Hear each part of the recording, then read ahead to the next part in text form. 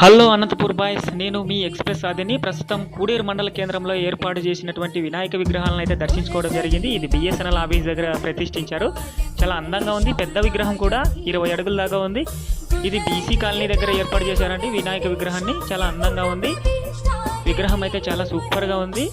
ఇది SC colony దగ్గర ఏర్పాటు చేశారు. ఎస్సీ కాలనీలో ఏర్పాటు చేసుకున్నారు. చాలా అందంగా అయితే ఉంది. ఈసారి మాత్రం విగ్రహం అంతే హైలైట్గా ఉంది.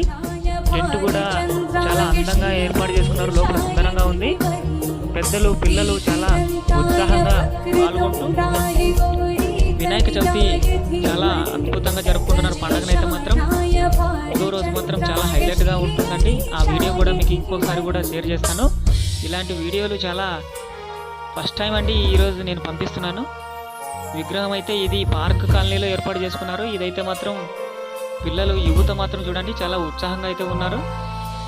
మార్నింగ్ నుంచి కూడా చాలా ఉత్సాహంగా ఏర్పాటు చేసుకున్నారు విగ్రహాన్ని. పూజలు అయితే కంప్లీట్ చేసుకున్నారు. పూజ కంప్లీట్ చేసుకొని పిల్లలు కూడా కేరింతలు కొడుతున్నారు. వినాయక విగ్రహాలు చిన్న చిన్ని పుల్లి విగ్రహాలు కూడా చాలా అందంగా ఉన్నాయి. అందంగా దర్శనమిస్తున్నాయి. చాలా సూపర్గా ఉన్నాయండి. పిల్లలు మాత్రం మంచిగా ఏర్పాటు చేసుకున్నారు వినాయక చవితిని. అదేవిధంగా ఇంకో విగ్రహం ఉందండి. ప్రస్తుతం ఇదైతే శ్రీనివాస కాలనీ కాదు, పోవడానికి కూడా దారి లేదు అసలు కూడా.